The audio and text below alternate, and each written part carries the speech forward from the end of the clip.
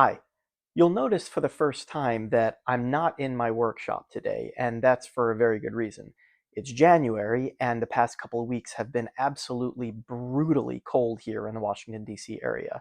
I have a really small electric space heater in my garage, but it's not nearly powerful enough to heat up the only 400 square feet when the outside temperature is below 20 degrees.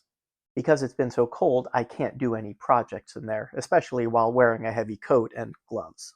You may have seen that I mentioned 3D printing in some of my earlier videos, and that's what this gizmo is behind me and what I'll be talking about in this video.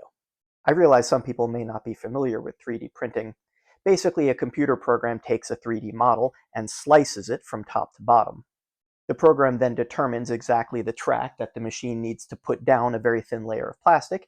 It puts down that layer, and then another layer, and then another layer, until eventually you have a complete 3D figure. I got this 3D printer about 4 years ago or so at the recommendation of my older brother. He's a big gadget guy and had been doing 3D printing for a couple of years. I never really thought much of it. He made a lot of little trinkets and gizmos and gadgets that were kind of cool, but I didn't really think they were all that useful. But eventually he talked me into getting one. I thought I would use it to make a couple of little figurines, and it probably would just sit on my desk over there and collect dust. Well, I'm glad to say that I was very wrong, because it's been extremely useful in my workshop. So in this video, I'm going to go over just a few of the things that I've used my 3D printer for in the workshop. There are a few big names in 3D printing that I was looking at when I was looking to buy a 3D printer, including Creality and Bambu Labs, but I had read that some of those 3D printers can be a little bit on the finicky side. I wanted one that was more idiot-proof, so I went with the Prusa Mini. It was a little bit more on the pricey side. They currently go for $429 as a kit, or $459 if they are mostly assembled. I went with the kit because I actually enjoy putting things together, but I also wanted to see how it went together. In case anything goes wrong, I have a much better idea of how it's put together, so I can diagnose a problem and then hopefully fix it. $429 might seem like a lot to pay for essentially a gadget, but hopefully, as you'll see in the rest of this video, it has more than made up for its price in terms of both money that I've saved and overall usefulness. I admit I am not very good with 3D modeling. I have played around some with Tinkercad, and I've definitely gotten better at it. But fortunately, there are several online repositories where there are literally thousands of models that people have already uploaded. All you need to do is download them, put them on your printer, and start printing. 3D printers can use a variety of different plastics. You can see here they come in all different colors too. The main one that I use is called PLA, or polylactic acid. It's pretty inexpensive and very easy to use. They come in spools of 1 kilogram, which is 2.2 pounds, and these cost anywhere from $10 to $20. Fortunately, these spools go a long way. The most common thing that I've printed are knobs. I have knobs all over my shop, including on my flip-top tool cart, and my drill press table, and my miter gauge, and various flip stops, and my grinder tool stand, and oscillating spindle sander, and on my rip flip rip off. I'm sure there are other knobs that I've printed as well, but I can't seem to find them right now. Now you may be thinking, well, I can just buy star knobs. Well, sure you can. A 10-pack on Amazon are about $7. You can buy much more expensive ones as well, but that's about the cheapest that I could find. The problem with buying star knobs is you're limited to what's available.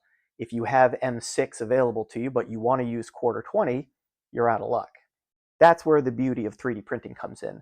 I can print any shape, any size knob that I want to my exact specifications, and I can use whatever hardware I happen to have available. For example, for my miter gauge, I needed a knob that had the grippy stuff on the front, but also was no more than 22 millimeters in diameter. Any smaller than that, and it would be really hard to grip, and any bigger than that, it would have interfered with the rest of the miter gauge. So because I have a 3D printer, I printed exactly the knob that I needed. It took about 18 minutes to print at a cost of around 2.5 cents. Even my bigger knobs for my flip-top tool cart took about 3 hours total to print all 4 of them at a cost of around 70 cents total. So not only was it faster to print at only 3 hours, I didn't have to wait for Amazon to deliver them. Another thing that I use the 3D printer for are T-nuts. Not this kind, but this kind. I use these T-nuts for pretty much anything in the shop that slides. I make the T-slots with a T-slot router bit, and then I use usually either an M5 or an M6 T-nut depending on how I'm feeling at the time.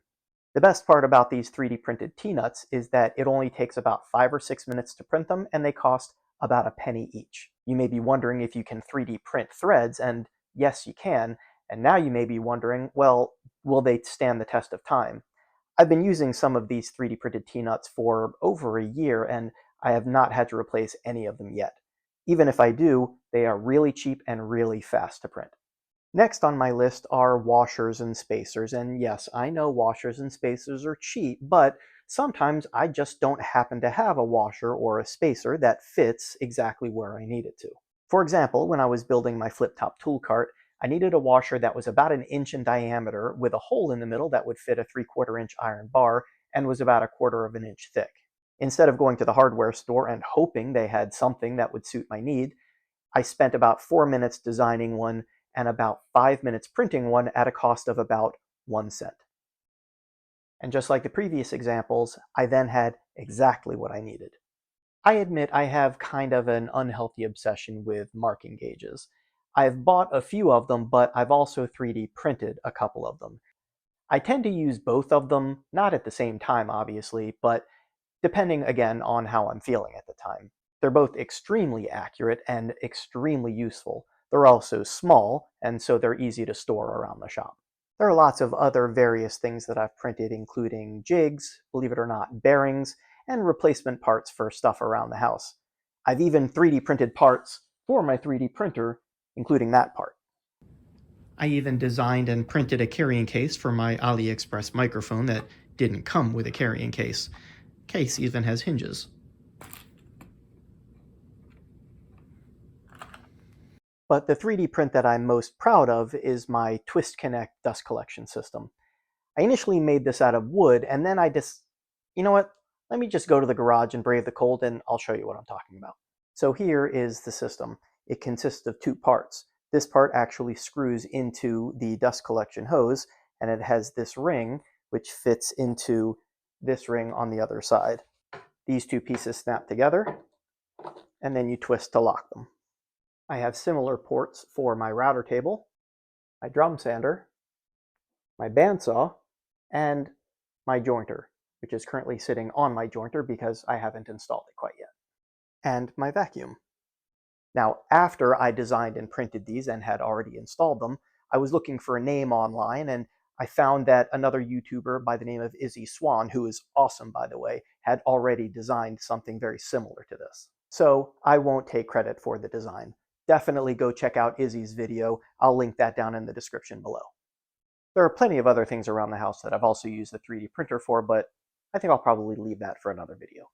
If you have a 3D printer and you use it in your workshop, let me know down in the comments what you use it for. Thank you very much for joining me, and I hope to see you next time.